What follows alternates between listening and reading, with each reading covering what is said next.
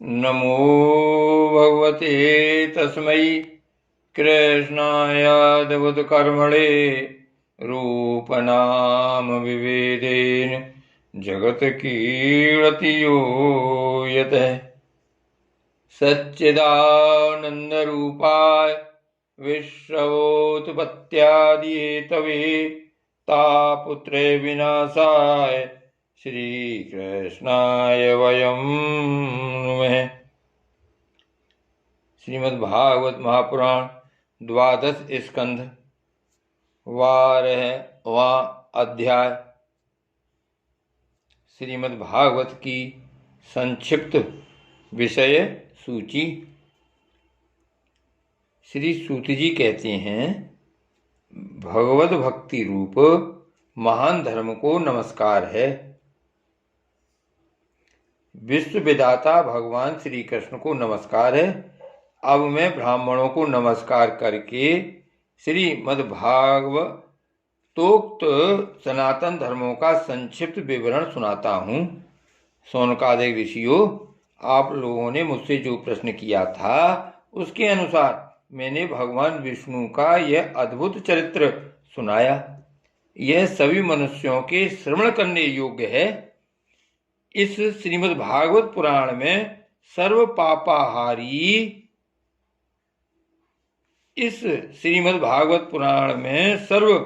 पापापहारी स्वयं भगवान श्री हरि का ही संकीर्तन हुआ है। वे ही सबके हृदय में विराजमान, सबकी इंद्रियों के स्वामी और प्रेमी भक्तों के जीवन धन हैं। इस श्रीमद्भागवत पुराण में परम रहस्य में अत्यंत गोपनीय ब्रह्म तत्व का वर्णन हुआ है। उस ब्रह्म में ही इस जगत की उत्पत्ति, स्थिति और प्रलय की प्रतीति होती है। इस पुराण में उसी परम तत्व का अनुभवात्मक ज्ञान और उसकी प्राप्ति के साधनों का स्पष्ट निर्देश है। शौनक जी, इस महापुराण के प्रथम स्कंद में भक्ति योग का भली भांति निरूपण हुआ है और साथ ही भक्ति योग से उत्पन्न एवं उसको स्थिर रखने वाले वैराग्य का भी वर्णन किया गया है। परीक्षित की कथा और व्यास नारद संवाद के प्रसंग से नारद चरित्र भी कहा गया है। राजऋषि परीक्षित ब्राह्मण का शाप हो जाने पर किस प्रकार गंगा तट पर अनशन व्रत लेकर बैठ गए और ऋषि प्रवर श्री सुखदेव जी के साथ किस प्रकार उनका संवाद प्रारंभ हुआ यह कथा भी प्रथम स्कंद में ही है। योग धारणा के द्वारा शरीर त्याग की विधि, ब्रह्मा और नारद का संवाद, अवतारों की संक्षिप्त चर्चा तथा मैं तत्ववाद के क्रम से प्राकृतिक सृष्टि की उत्पत्ति आदि विषयों का वर्णन द्वितीय स्कंद में हुआ है। तीसरे स्कंद में पहले पैर विदुर जी और उद्धव जी के और तदंतर विदुर तथा मैत्री जी के समागम और संवाद का प्रसंग है। इसके पश्चात पुराण संहिता के विषय में प्रश्न है और फिर प्रलय काल में परमात्मा किस प्रकार स्थित रहते हैं इसका निरूपण है। गुणों के क्षोभ से प्राकृतिक सृष्टि और महतत्व आदि 7 प्रकृति विकृतियों के द्वारा कार्य सृष्टि का वर्णन है। इसके बाद ब्रह्मांड की उत्पत्ति और उसमें विराट पुरुष की स्थिति का स्वरूप समझाया गया है।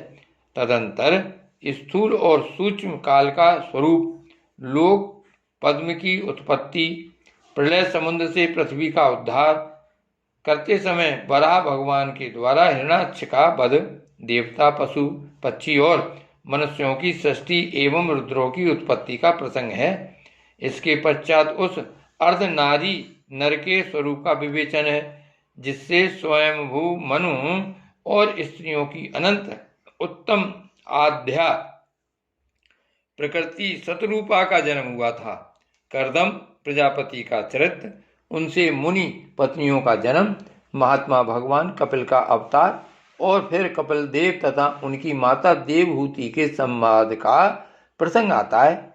चौथे स्कंद में मरीच आदि 9 प्रजापतियों की उत्पत्ति, दक्षी यज्ञ का विध्वंस राजऋषि ध्रुव एवं पृथु का चरित्र तथा प्राचीन वर्ष और नारद जी के संवाद का वर्णन है। 5वें स्कंद में प्रियव्रत का उपाख्यान, नाभि ऋषभ और भरत के चरित्र, द्विवर्ष समुद्र पर्वत और नदियों का वर्णन, ज्योतिष चक्र के विस्तार एवं पाताल तथा नरकों की स्थिति का निरूपण हुआ है।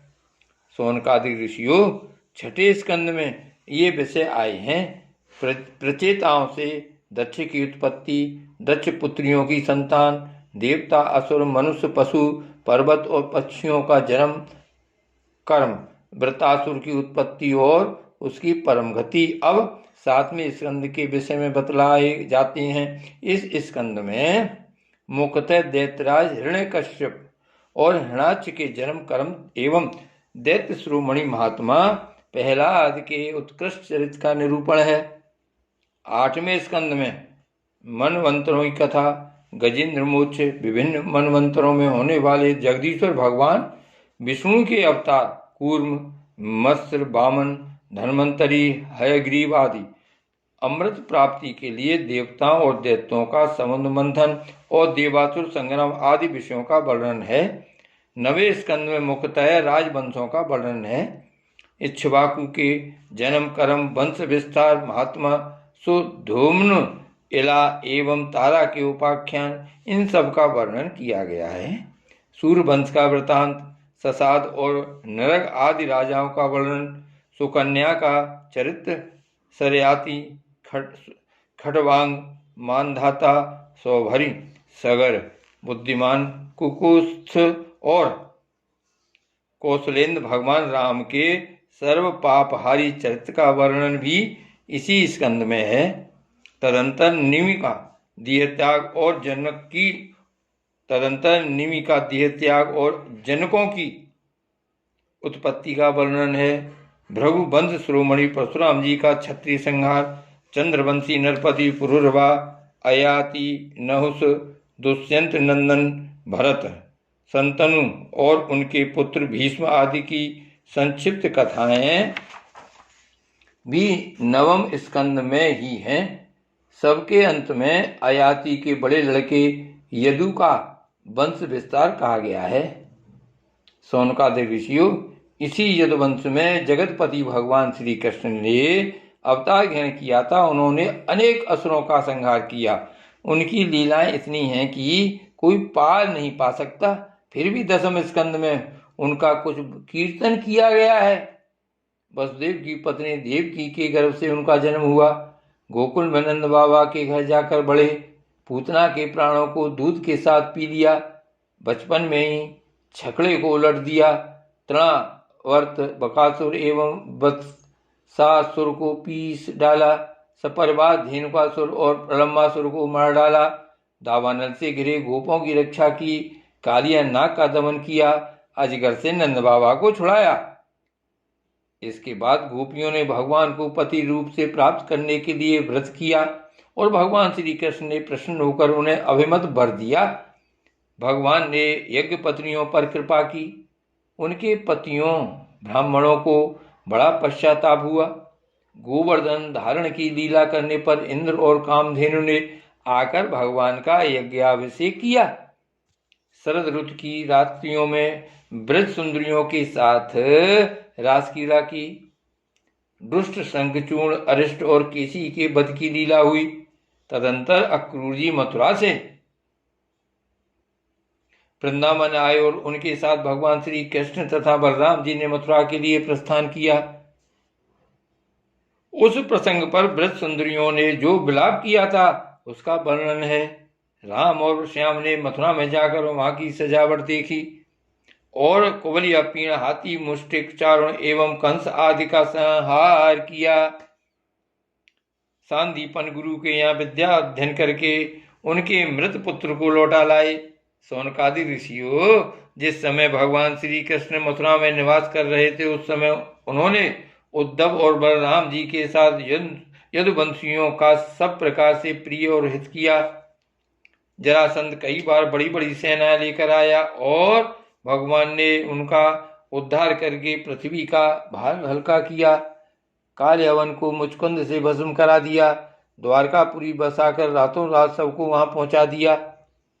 स्वर्ग से कल्प वृक्ष एवं सुधर्मा सभा ले आए। भगवान ने दल के दल शत्रुओं को युद्ध में पराजित करके रुक्मिणी का हरण किया।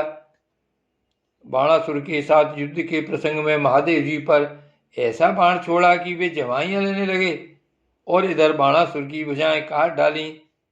प्राज्ञ ज्योतिषपुर के स्वामी भौमासुर को मारकर 16,000 कन्याएं ग्रहण की। शिशुपाल, पौंड्रक, साल्व, दुष्ट दंत भक्त, समरासुर, द्विविध पीठ, मुर, पंचजन आदि दैत्यों के बल पौरुष का वर्णन करके ये बात बतलाई गई कि भगवान ने उन्हें कैसे कैसे मारा।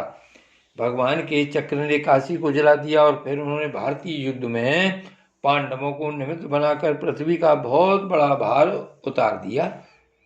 शौनकादिक ऋषियों, 11वें स्कंद में इस बात का वर्णन हुआ है कि भगवान ने ब्राह्मणों के शाप के बहाने किस प्रकार यदुवंश का संहार किया। इस स्कंद में भगवान श्री कृष्ण और उद्धव का संबंध बड़ा ही अद्भुत है। उसमें संपूर्ण आत्मज्ञान और धर्म निर्णय का निरूपण हुआ है और अंत में यह बात बताई गई है कि भगवान श्री कृष्ण ने अपने आत्मयोग के प्रभाव से किस प्रकार मृत लोक का परित्याग किया। 12वें स्कंद में विभिन्न युगों के लक्षण और उनमें रहने वाले लोगों के व्यवहार का वर्णन किया गया है तथा यह भी बतलाया गया है कि कलयुग में मनुष्यों की गति विपरीत होती है। 4 प्रकार के प्रलय और 3 प्रकार की उत्पत्ति का वर्णन भी इसी स्कंद में है। इसके बाद परम ज्ञानी राज ऋषि परीक्षित के शरीर त्याग की बात कही गई है। तदंतर वेदों के शाखा विभाजन का प्रसंग आया है। मार्कंडेय जी की सुंदर कथा, भगवान के अंग उपांगों का स्वरूप कथन और सबके अंत में विश्वात्मा भगवान सूर्य के गणों का वर्णन है। शौनकादि ऋषियों, आप लोगों ने इस सत्संग के अवसर पर मुझसे जो कुछ पूछा था उसका वर्णन मैंने कर दिया। इसमें संदेह नहीं कि इस अवसर पर मैंने हर तरह से भगवान की लीला और उनके अवतार चरित्रों का ही कीर्तन किया है। जो मनुष्य गिरते पड़ते फिसलते दुख भोगते अथवा छींकते समय विवशता से भी ऊंचे स्वर से बोल उठता है हरे नमः, वह सब पापों से मुक्त हो जाता है। यदि देश काल एवं वस्तु से अपरिच्छिन्न भगवान श्री कृष्ण के नाम, लीला, गुण आदि का संकीर्तन किया जाए अथवा उनके प्रभाव, महिमा आदि का श्रवण किया जाए तो वे स्वयं ही हृदय में आ विराजते हैं और श्रवण तथा कीर्तन करने वाले पुरुष के सारे दुख मिटा देते हैं। ठीक वैसे ही जैसे सूर्य अंधकार को और आंधी बादलों को तितर बितर कर देती है। जिस वाणी के द्वारा घट घटवासी अविनाशी भगवान के नाम, लीला, गुण आदि का उच्चारण नहीं होता, वह वाणी भावपूर्ण होने पर भी निरर्थक है, सारहीन है, सुंदर होने पर भी असुंदर है और उत्तमोत्तम विषयों का प्रतिपादन करने वाली होने पर भी असत्य कथा है। जो वाणी और वचन भगवान के गुणों से परिपूर्ण रहते हैं वे ही परम पावन हैं, वे ही मंगलमय हैं और वे ही परम सत्य हैं। जिस वचन के द्वारा भगवान के परम पवित्र यश का गान होता है वही परम रमणीय, रुचिकर एवं प्रतिक्षण नया नया जान पड़ता है। उससे अनंत काल तक मन को परमानंद की अनुभूति होती रहती है। मनुष्यों का सारा सुख, चाहे वो समुद्र के समान लंबा और गहरा क्यों न हो, उस वचन के प्रभाव से सदा के लिए सूख जाता है। जिस वाणी से चाहे वह रस, भाव, अलंकार आदि से युक्त ही क्यों न हो, जगत को पवित्र करने वाले भगवान श्री कृष्ण के यश का कभी गान नहीं होता। वह तो कौओं के लिए उच्छिष्ट फेंकने के स्थान के समान अत्यंत अपवित्र है। मानस सरोवर निवासी हंस अथवा ब्रह्मधाम में विहार करने वाले भगवत चरणार बिंदाश्रित परमहंस भक्त उसका कभी सेवन नहीं करते। निर्मल हृदय वाले साधुजन तो वहीं निवास करते हैं जहाँ भगवान रहते हैं। इसके विपरीत जिसमें सुंदर रचना भी नहीं है और जो व्याकरण आदि की दृष्टि से दूषित शब्दों से युक्त भी है, परंतु जिसके प्रत्येक श्लोक में भगवान के स्वयं सूचक नाम जड़े हुए हैं, वह वाणी लोगों के सारे पापों का नाश कर देती है। क्योंकि सत्पुरुष ऐसी ही वाणी का श्रवण, गान और कीर्तन किया करते हैं। वह निर्मल ज्ञान भी जो मोक्ष की प्राप्ति का साक्षात साधन है, यदि भगवान की भक्ति से रहित हो तो उसकी उतनी शोभा नहीं होती। फिर जो कर्म भगवान को अर्पण नहीं किया गया है, वह चाहे कितना ही ऊंचा क्यों न हो, सर्वदा अमंगल रूप दुख देने वाला ही है। वह तो शोभन वर्णनीय हो ही कैसे सकता है। वर्णाश्रम के अनुकूल आचरण,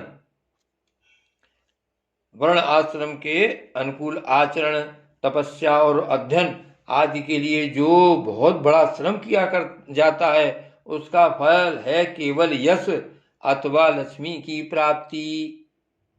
परंतु भगवान के गुण, लीला, नाम आदि का श्रवण कीर्तन आदि तो उनके श्री चरण कमलों की अविचल स्मृति प्रदान करता है।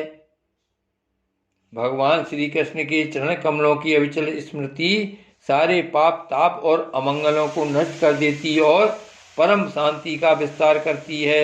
उसी के द्वारा अंतःकरण शुद्ध हो जाता है, भगवान की भक्ति प्राप्त होती है एवं पर वैराग्य से युक्त भगवान के स्वरूप का ज्ञान तथा अनुभव प्राप्त होता है। शौनकादि ऋषियों, आप लोग बड़े भाग्यवान हैं, धन्य हैं, धन्य हैं, क्योंकि आप लोग बड़े प्रेम से निरंतर अपने हृदय में सर्वांतर्यामी, सर्वात्मा, सर्वशक्तिमान आदिदेव आप सबके आराध्य देव एवं स्वयं दूसरे आराध्य देव से रहित नारायण भगवान को स्थापित करके भजन करते रहते हैं। जिस समय राजर्षि परीक्षित अनशन करके बड़े बड़े ऋषियों की भरी सभा में सबके सामने श्री सुखदेव जी महाराज से श्रीमद् भागवत की कथा सुन रहे थे, उस समय वहीं बैठकर मैंने भी उन्हीं परम ऋषि के मुख से इस आत्म तत्व का श्रवण किया था। आप लोगों ने उसका श्रवण कराकर, आप लोगों ने उसका स्मरण कराकर मुझ पर बड़ा अनुग्रह किया। मैं इसके लिए आप लोगों का बड़ा ऋणी हूँ।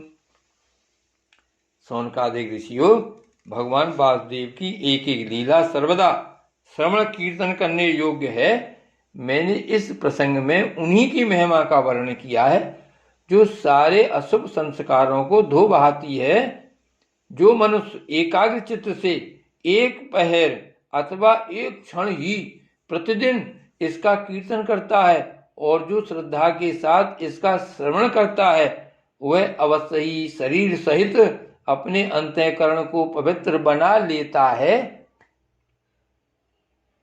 जो पुरुष द्वादशी अथवा एकादशी के दिन इसका श्रवण करता है, वह दीर्घ आयु हो जाता है और जो संयम पूर्वक निराहार रहकर पाठ करता है, उसके पहले के पाप तो नष्ट हो ही जाते हैं, पाप की प्रवृत्ति भी नष्ट हो जाती है।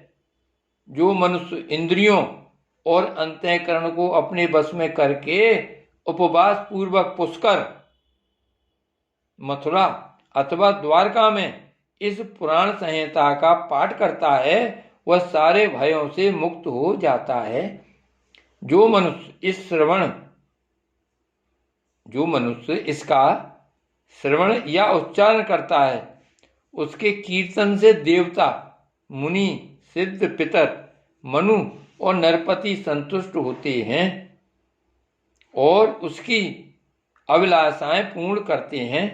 ऋग्वेद, यजुर्वेद और सामवेद के पाठ से ब्राह्मणों को मधुकुल्या, घृतकुल्या और पेयकुल्या, मधु, घी एवं दूध की नदियां अर्थात सब प्रकार की सुख समृद्धि की प्राप्ति होती है। वही फल श्रीमद् भागवत के पाठ से भी मिलता है।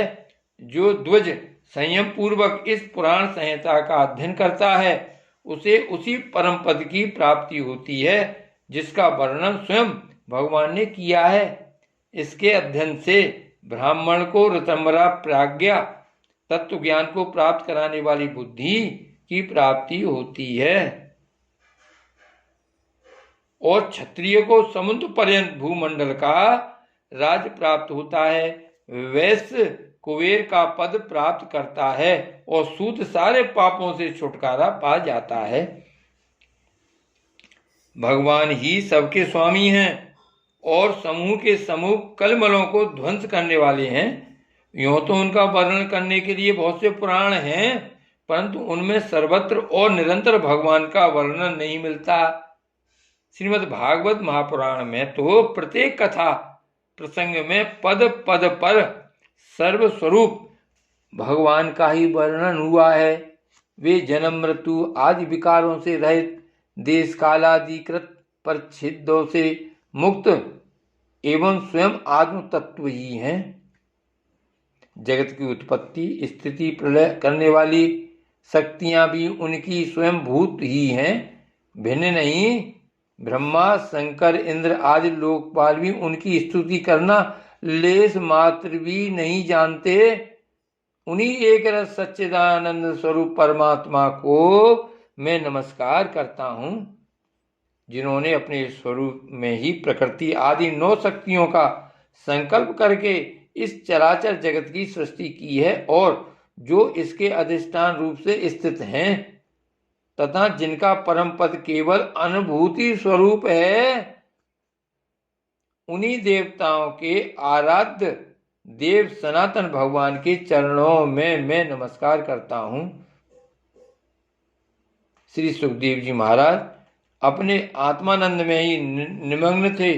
इस अखंड अद्वैत स्थिति से उनकी भेद दृष्टि सर्वथा निवृत्त हो चुकी थी। फिर भी मुरली मनोहर श्याम सुंदर की मधुमयी मंगलमयी मनुहारिणी लीलाओं ने उनकी वृत्तियों को अपनी ओर आकर्षित कर लिया और उन्होंने जगत के प्राणियों पर कृपा करके भगवत तत्व को प्रकाशित करने वाले इस महापुराण का विस्तार किया। मैं उन्हीं सर्व पापहारी व्यासनंदन भगवान श्री सुखदेव जी के चरणों में नमस्कार करता हूँ। श्रीमद् भागवत भगवान की जय। श्री गोवर्धन नाथ की जय।